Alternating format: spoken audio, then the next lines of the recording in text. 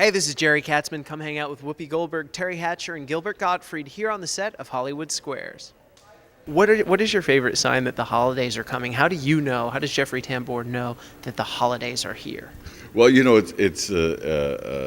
of course, it's everybody gets in a certain mood, and there's all the trees and everything like that. But there's the plethora of cooking shows that and everybody's cooking their deal. It's become very huge. That's sort of like the sign of the times now with the Food Channel and everything like that. And I like all that stuff. Yeah. What are your plans for the holidays?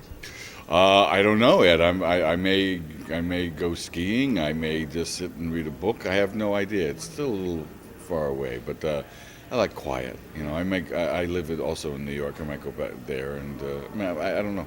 Yeah. Do you have a favorite carol? A favorite carol? Oh yes, "Fall on Your Knees" one. What is that? Fall on your knees. That's my favorite. I don't know which one it is. Fall on your knees, oh hear the ancient whatever. How that? I don't know that one. Fall on your knees. Fall on your knees. Okay. Do you know what I'm talking about? Oh, that's the one. Your viewers do. You guys don't know. Oh yeah. Oh holy night. That's it. Oh holy night. Okay. It didn't take long. My favorite Christmas carol would, I think it's Joy to the World because it's one of the few I've actually been able to learn on the guitar. It's nice and simple. What? Just a bar, I think. Just enough to have somebody say, "Ooh, you know how to play," and I go, "Yeah, I do." And of course, I can't go on beyond that. You can't give a sample, a little sample. Well, I don't have a guitar with me, do I? No, I don't sing. No, there's been a mandate against my singing. Very cool. What are your holiday plans? Do you know yet? Just going to celebrate, I think, at home with my wife and my 15-year-old daughter. And when you have a 15-year-old daughter, she calls the shots. So you'd have to ask her what we're doing. We make no plans anymore. It's a political time too. What are your thoughts on the election right now? Boy, to go into that, I think that we are in a terrible, terrible crisis. And something had better be resolved very, very soon, or we are only seeing the tip of the iceberg of some serious problems. Yeah. So what is the solution to a quick resolution? Well, first of all, I think asking people in show business what they think about politics is probably as useless as asking politicians what they think about certain shows. What's your favorite part of hosting the show? Just getting to see the folks come through, just lots of different people. And as it turns out, there's quite a few people I've made movies with on this particular show, but I know it's the San Francisco show, so, Now you kind of have a thing where you wear a lot of different kinds of glasses. Mm-hmm. How many glasses do you think you own? How many different pairs? Not as many as Bruce Valanche. Really? Not as many as Bruce. Is he the one who turned you on to it? Well, no, I was going blind on my own, but I'm kidding. No, I'm not. But the idea of being able to have different colors kind of made it fun, because he's always had different frame colors, to have different lens colors. So I'm becoming Bruce Valanche. Very cool. What do you think about the election? I don't know what to think about it. I wish somebody would sort of grab the tape from CNN just after they took Florida from Al Gore, where they say, they have a sort of sound bite from someone who says, my brother said I'd win by 375,000 votes. And then suddenly, he's got the state at about 300,000 votes, and then they're counting, and it's down to 1,700 votes.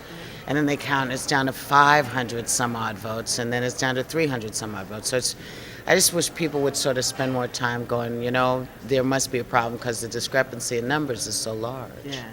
If you could give any advice to Al Gore, and you might have talked to him already, but if you could, what would it be? Just, it ain't over till the fat lady sings. Yeah. One word you would use to describe the Hollywood Squares experience. Oh my gosh, I can't think of one word. Is it hard? I mean, I can think of a million words, but I can't choose one word. Well, at first I was really nervous. But then it was very silly. It's a fun show. It lets you improvise. Social, that's the word, social. What do you think is the secret to being a good square? It's funny because, I was one when I was in high school, and that's not cool. Good Hollywood. I've moved on to a different kind of square. I don't know. I think just, having a sense of humor. Yeah. You are playing which square are you in today? They move you around, so I don't know. You don't know what you'll be going to No. next. Which square were you just last? I've been a corner, I've been an upper middle, and a lower corner. I forget. Do you think that is one a preferable position? I think the upper middle is not such a great spot. But fortunately, the contestants, are smart enough to not pick that spot. Not because I'm in it, just because you don't win anything. Now, bluffing is a big part of the game. Are you good? Would you rate yourself a good liar? No.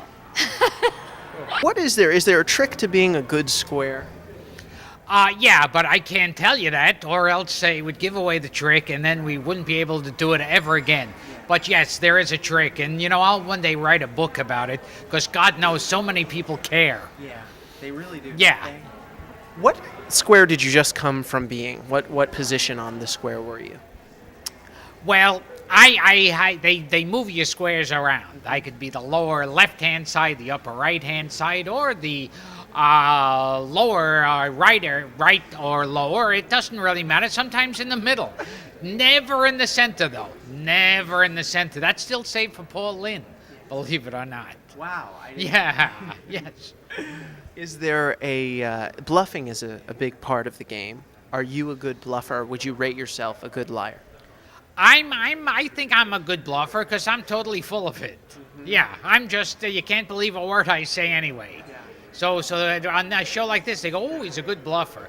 Plus, another thing about a show like this is they can never consider you an idiot. Like on Jeopardy, you'd be an idiot if you can't answer the question. Now they go, oh, he's bluffing.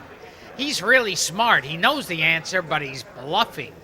Do you really know the answer? I know the answers to all of these. It's just I'm that smart. Right. I'm that incredibly intelligent. Have you ever felt bad about bluffing a contestant and then they lose the point? I always feel good when I bluff and they lose. I don't know what it is. If especially if they really need the car, and I bluff and I see them walk away destroyed, there's something. It's a good, wonderful feeling of power. It's like I wish I could take away the home that they're living in now. I wish it was something like that.